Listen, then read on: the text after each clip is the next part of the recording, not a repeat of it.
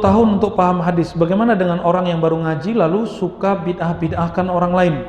Nah, ini kita husnuzon, Pak. Saya juga begitu dulu ya. Jadi kalau antum benci ke mereka, antum benci ke saya. Saya dulu begitu. Gimana cara nyikapinnya? Orang baru dapat mainan akal itu macam-macam. Kalau orang baru hijrah, mainan dia adalah kata sunnah dan kata bid'ah. Orang kalau lagi dapat mainan, suka nunjukin nggak? Suka nunjukin, Pak. Tapi kalau udah sekian lama dapat mainannya, bosan nggak? Nanti teman-teman kita yang suka membid'ah-bid'ahkan itu akan bosan. Tadi siang kita sudah sebutkan, setiap orang membid'ahkan sesuatu, dia mesti mengeraskan kalbunya. Maka setiap antum membid'ahkan sesuatu, menyalahkan sesuatu, kalbunya tambah keras, tambah keras, tambah keras, tambah keras, tambah keras, meskipun itu benar. Saya butuh istighfar 100 kali untuk melembutkan hati saya selesai membid'ahkan sesuatu yang memang membid'ah. Kenapa? Ada orang yang saya singgung, ada kesombongan intelektual di situ, merasa mufti, merasa sudah benar, merasa benar, istighfarkan 100 kali nggak cukup, Pak. Nggak cukup ya. Bagaimana pendapat Ustadz tentang orang yang suka mentahzir ulama? Semoga Allah kasih hidayah mereka. Yang tahzir ulama nggak ulama ya. Ulama kok ditahzir? Yang benar itu mengkritik boleh, mentahzir. Apa arti mentahzir? Mewaspadai ulama ini sesat, itu nggak boleh. Ya, kalau radikal beda lagi, Pak ya. Itu pak politik. Nah, saya nggak mau ngomong politik ya. Bagaimana cara atasi ribut rutin setiap tahun tentang maulid? Nggak bisa diatasi karena emang sudah proyek pemikiran. Ya. Jadi setiap tahun antum akan dapat selalu masalah orang membid'ahkan maulid. Yang perlu kita lakukan hanya satu, memperkuat dalil kita. Selesai. Ya. Nah, dalilnya sudah banyak di sini. Ustadznya juga ada banyak. Apa hukum mengepalkan tangan ketika bangkit dari sujud? Hadis riwayat Imam Abu Dawud. Ya'jinu ya. Nabi mengepalkan tangannya saat bangkit. Tapi itu tidak selalu Nabi lakukan. Di riwayat lain di Abu Dawud juga, Nabi ya'tamid ala yadaihi. Nabi bertahan bertumpu dengan tangannya. Ini tangan. Kalau begini masih tangan nggak dia? Masih. Jadi yang begini sahih, yang begini sahih, yang nggak sahih nggak sholat ya.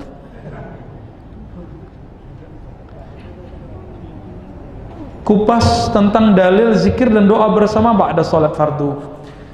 Kalau zikir, jangankan kita, Syekh bin Bas pun bilang setelah salat fardu dianjurkan, disunnahkan berzikir mau sendiri ataupun jamaah, mau sir ataupun jahar. Dalilnya lebih dari 50 dalil. Umum dalilnya, ada yang umum, ada yang khas, ya. Yang khusus cuma beberapa. Lalu di mana perdebatannya? Ada satu hadis riwayat Imam Tirmizi, seingat kami, Nabi ditanya, ayud du'ai afdal? Doa mana yang afdal? Tentang doa berjamaah habis sholat ya. Nabi menjawab, akhir malam, dan yang kedua, fi duburi al-maktubah, setelah sholat wajib. Tapi tidak disebutkan di situ sendiri atau berjamaah. Syekh Ibnu Taimiyah punya murid namanya Syekh Ibnu Qayyim atau Imam Ibnu Qayyim rahimahumullah. Beliau punya kitab Hadyur Rasul ya, di Zadul Ma'ad itu ada bab Hadyur Nabi, mengatakan berjamaah ba'da sholat itu bid'ah.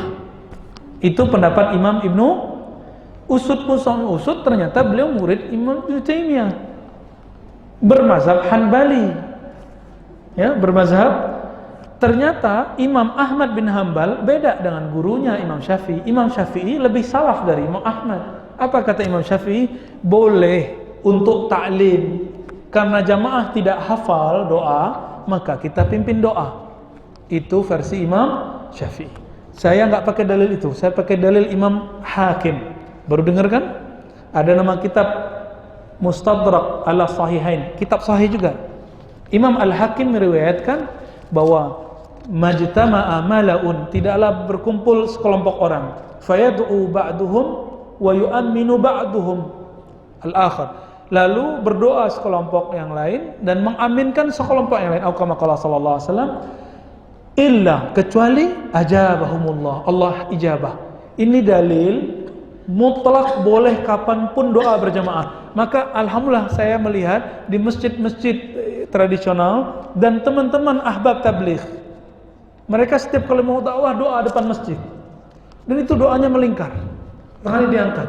Begitu juga orang-orang yang suka zikir di mana-mana ya, ahli-ahli zikir, ahli-ahli sufi. Mereka suka banyak doa. Kalau antum nggak mau, udah pergi aja. Kan mereka mau doain antum, dapat doa gratis nggak mau. Saya itu susah loh minta doa Ustaz. Mau cari kiai, Syekh, ya Syekhana ud'ullah lana, tolong doakan kami. Susah nyari doa Ustaz itu, karena doanya mustajab. Doa orang alim yang didoakan oleh makhluk langit dan bumi, bahkan ikan yang di dalam air. Sekarang dapat doa gratis dari hafiz Quran, dapat doa gratis dari dai, masa nggak mau? Ya itu urusan antum udah ya, nggak mau pergi aja, la ba'as, nggak masalah toh.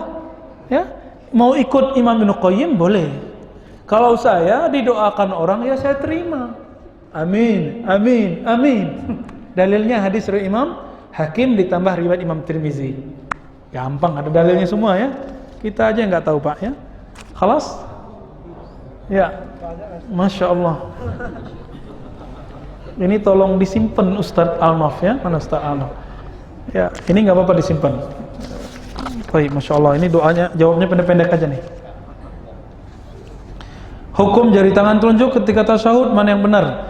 Hadis riwayat Imam Nasa'i, Nabi yuharrik, menggerakkan. Yang kedua la yuharrik, dua-duanya sahih, dua-duanya sahih. Tapi Syekh Albani bilang yang menggerakkan tidak sahih, maka pendapat Syekh Albani aneh, ganjil. Imam Malik mengatakan innamat tahrik ar-rafa, yang disebut menggerakkan itu mengangkat saat tasyahud. Ikut Malik atau Albani? Dalam sholat berapa kali boleh menggaruk? Menggaruk ini nggak mandi kali ya. Kalau dalam fikih 3 kali, ya, bukan batal Pak, cuma rusak.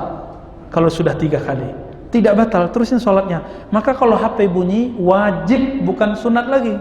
Wajib walaupun berkali-kali gerakannya ya. Udah bunyi, bunyi lagi, antum wajib. Kalau perlu dipatahin lah ya, biar nggak bunyi.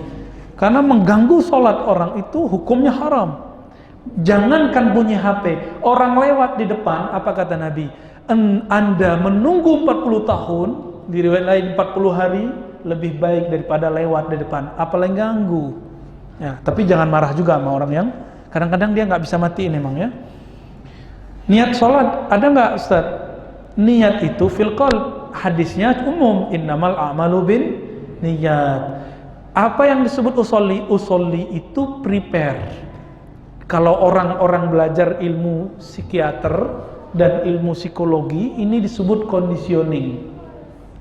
Proses mengkondisikan kolbu dibantu pakai lidah, dimasukkan ke kolbu. Kapan jatuhnya niat? Bukan waktu usolli, waktu takbir.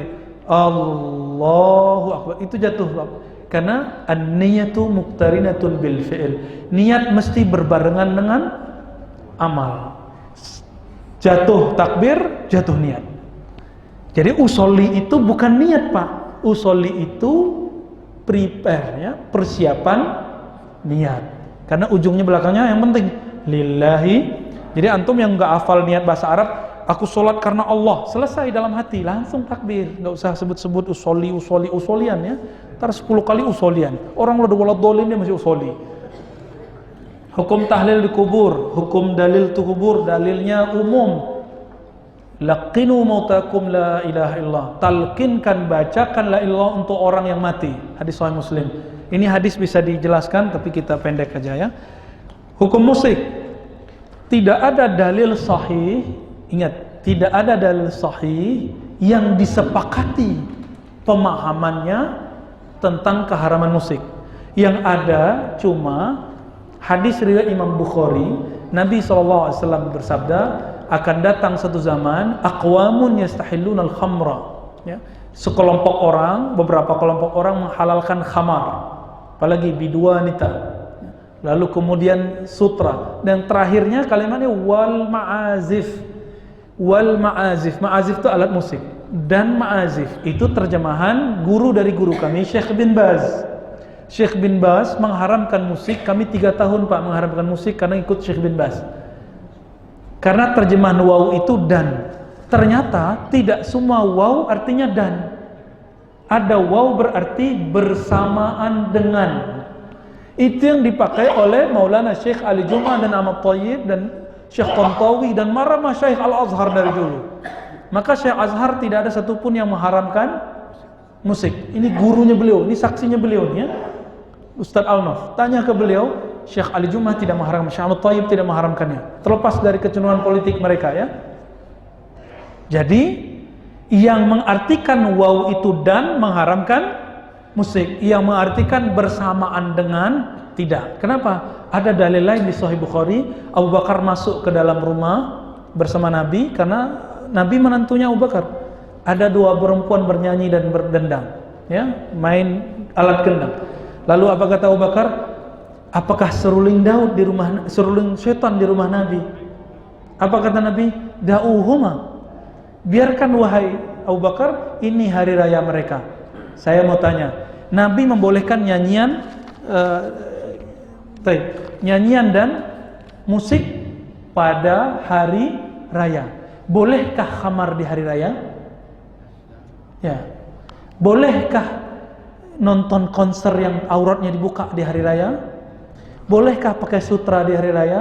Enggak. Berarti haramnya musik bukan haram zatnya. Beda dengan khamar, beda dengan sutra. Itu haram itu zatnya, memakainya, meminumnya.